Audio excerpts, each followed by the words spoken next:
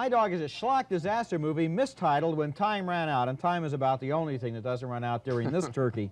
It's about an exploding volcano that threatens to destroy a tourist island in the Pacific, and it was produced by Irwin Allen, the same guy who unloaded Beyond the Poseidon Adventure and The Swarm on us. They all have the same formula.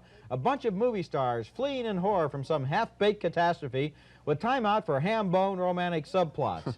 When Time Ran Out wastes the talents of good actors, including William Holden as a brave real estate investor who wants to evacuate the island, James Franciscus as a resort owner who says the volcano is only bluffing, Paul Newman is a courageous geologist who warns of impending doom, and Jacqueline Bisset, who's in love with at least two of the men in this movie and maybe more. Now, the climactic scene has everyone creeping across a bridge over a river of molten lava while the audience makes bets on who's going to fall in. Well, who does fall in? Everybody except the Academy Award nominees. Nominated for other pictures. Yeah. My Dog this week is The Fifth Floor, the story of a young go-go dancer who gets trapped in a mental institution where she's abused by other patients and by the hospital staff, sort of a kinky one floor over the cuckoo's nest. Problem with this film is that it is just a cheap shocker that uses a psychiatric hospital to tease us with that old and sick standby, the defenseless young woman in peril. Haven't we seen enough pictures like that? Bondage freaks may enjoy it when the young woman is tied up in a straitjacket. That's the level of sick thrills in The Fifth Floor, which I advise you to stay off of. My Dog is called In Praise of Older Women. Now, what do they mean by older women? It's a little ridiculous. This movie ought to be called In Faint Praise of Girls in Their Mid-30s. The women in question just can't get enough of our hero, Tom Berenger, who makes his way from bed to bed as he immigrates from war-torn Hungary to sex-mad Canada. The film doesn't have the courage to be a hardcore porno film, nor does it have the wit to be a romantic comedy, so it just winds up as a monotonous sexual travelogue. The movie's supposed to be about how older women are wiser and more mature and more understanding than Tom Berenger is. But if the older women in this movie have any insights into the mysteries of the universe, they keep them to themselves, and, for that matter, why shouldn't they? In this movie, that's the only thing they keep to themselves. You hated that picture, huh? Get a load of this one. My Dog is an action picture called Ravagers, one of the end-of-the-world films when the last man on Earth keeps running into new people. Following some sort of nuclear holocaust, Richard Harris stumbles through a deserted town, finds a blind man who gets hit in the head with rocks.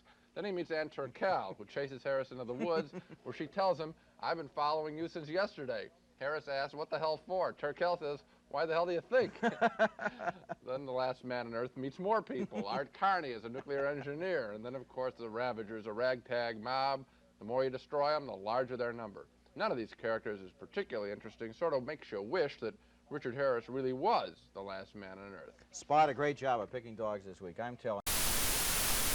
My Dog this week is a Goldie Hawn comedy called Lovers and Liars. And you might think, hey, Goldie Hawn's made a new comedy a year after Private Benjamin. Well, that's wrong. Lovers and Liars is an old Goldie Hawn comedy. She made it before, about 2.5 years ago in Italy.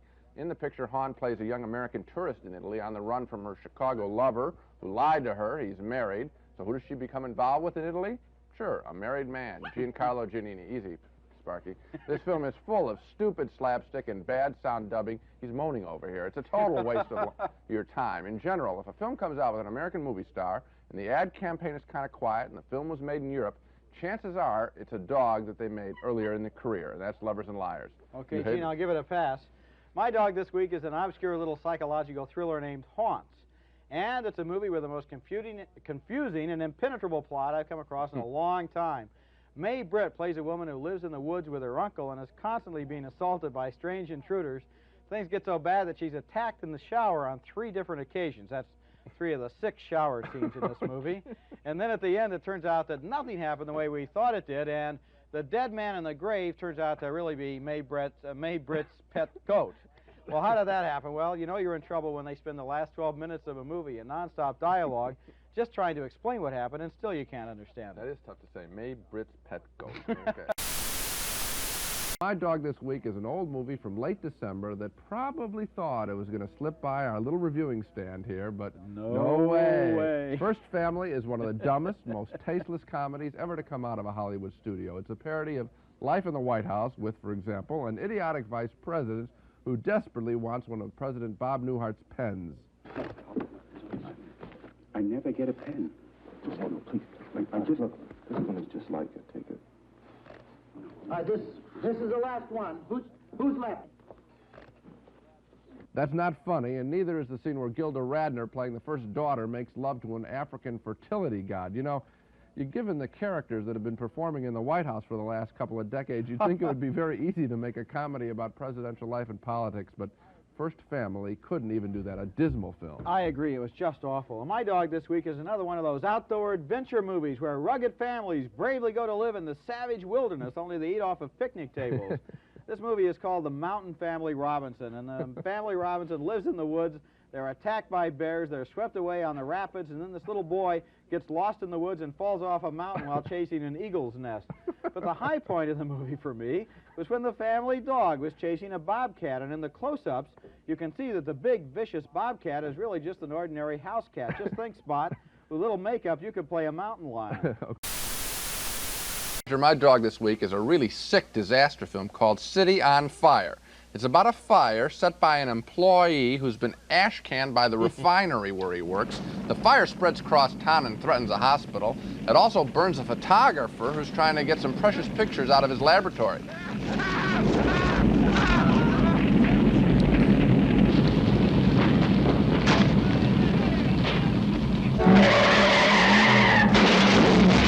Yeah, it's not enough he gets set on fire. He has to get hit by a car yet.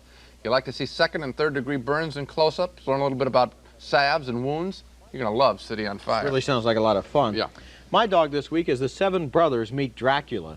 Now, this is a movie in which old kung fu footage is made magically into Dracula material by the brilliant masterstroke of simply telling us in a prologue that Dracula in this film has transferred himself into the body of a kung fu warrior. So every time we see a kung fu fight, that's supposed to be Dracula fighting. Really brilliant.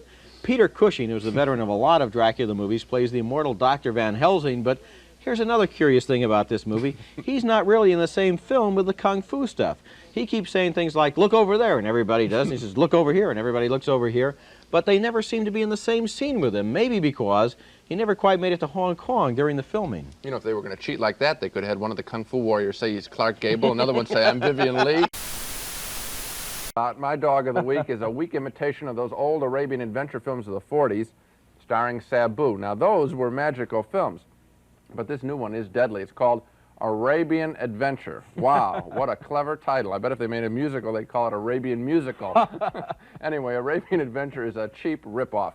Its flying carpet scenes are threadbare as a little boy fights against a bad king. The kid meets good and bad genies. One genie looks like a fat old man you might find hanging around a bus station. Cheapness is everywhere in Arabian Adventure. Now watch out for dogs like this when they come to your town. Be suspicious when a movie has lots of ads, no big-name stars, and opens or 30 or 40 theaters at once in your town. That's a sure tip-off to a rip-off. Wow, poetry. My Dog this week is one of those R-rated softcore sex films. Doesn't just give sex a bad name, it even gives movies a bad name. It's called The Stud, and it stars the veteran British actress Joan Collins in a preposterous and dismally anti-erotic story written by her sister Jackie Collins. I wish they'd keep their fantasies in the family. The movie co-stars Oliver Tobias in the title role as the Stud. And he's the manager of a London disco. He spends his evenings bouncing the patrons and his nights bouncing on the patrons. He's a full-time gigolo. Some of his better moments in an elevator are captured on videotape, alas, and then everybody blackmails everybody else. And what we're left thinking is, if sex is this much trouble, maybe it would be more fun just to sit out for pizza. Good point. Is Vice Squad, a scuzzy crime film that opens with the announcement that it was made with, quote, the cooperation of law enforcement authorities. Wow, that probably means they got a permit to film on Hollywood Boulevard. Vice Squad turns out to be an extremely cruel and boring story about one vice cop's attempt to nail the biggest pimp in Hollywood, a pseudo-big Texan named Ramrod. Very subtle, right? By using a prostitute as bait. The film contains a lot of crude sexual scenes, prostitutes being hit by wire coat hangers, and yet, despite all the sensationalism, Vice Squad is strangely boring. It takes such a long time before we ever get to that inevitable shootout between the cop and Ramrod. I saw people actually sleeping during this film's chase scenes. Kind of wonder if those people might not have slept through anything. Maybe. Right? My Dog this week is a really rare discovery, a kung fu movie called Jaws of the Dragon, in which none of the actors is really very good at kung fu. You know those movies we're always complaining about where the whole movie consists of nothing but kung fu experts leaping around and chopping each other? Well, this movie has kung fu experts who stand around and threaten to chop each other. Jaws of the Dragon is about two gangs of heroin dealers, 5 guys in each gang. They ride around in black limousines with briefcases full of heroin and jump out from behind trees at each other. And you remember that cinematic device I used to call the semi-obligatory lyrical interlude? Well, that's when all the action stops dead while the hero and his girlfriend drift around in slow motion while silhouetted against sunsets, and the soundtrack plays a rip-off of the Marlboro theme. My dog this week has one of the all-time Dog of the Week titles. It's called Mystagogue Superman. Now, you figure with a title like that, the movie's going to be about something special, and Mystagogue Superman sure is. It's about a struggle for the Buddha's 18th circle of knowledge, the ultimate kung fu technique. Didn't realize the Buddha did kung fu, but see this movie. Eventually, the hero does learn the ultimate kung fu secret from the Buddha's 18th circle of knowledge, which is, well, let me explain this. You know how karate experts can chop through a brick with their bare hand? Well, with the 18th circle of kung fu, you can do a little better than that. Like what? You can throw your opponent through a brick wall with your bare hands, but the kung fu master who learns this secret learns it the hard way by being thrown through the brick wall himself, after which he immediately enters the 19th circle of knowledge and retires from action on this planet. I don't know if my dog is quite that wild. It's strange, though.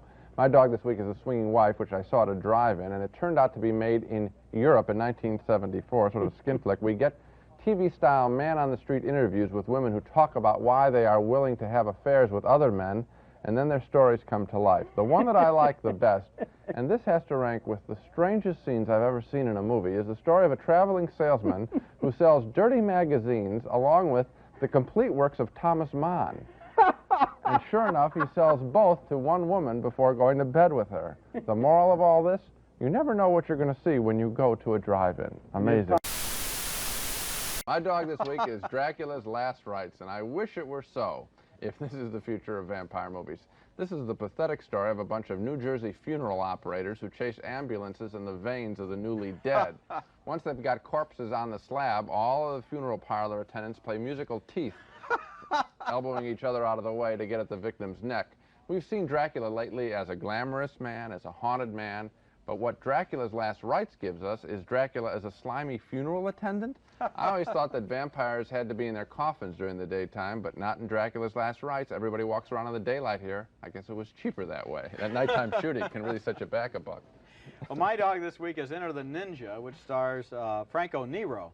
It's the story of, you remember Franco Nero? Yes. It's the story of a man who travels to Japan, apprentices himself to an ancient master of the art of ninja, studies many long and hard years under the ninja master, and finally masters the ancient art of ninja and goes off to the Philippines to beat up some thugs.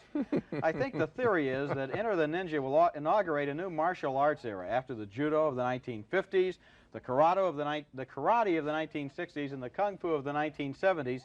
Here comes this utterly new and fresh martial art. Well, I wish him a lot of luck, but no matter whether you call it karate, kung fu, or ninja, it all seems to boil down to people chopping each other up with their fists of vengeance and flying feet of revenge. And as for Franco Nero, remember him? He started out in Camelot as Sir Lancelot, and here he just uses his feet a lot.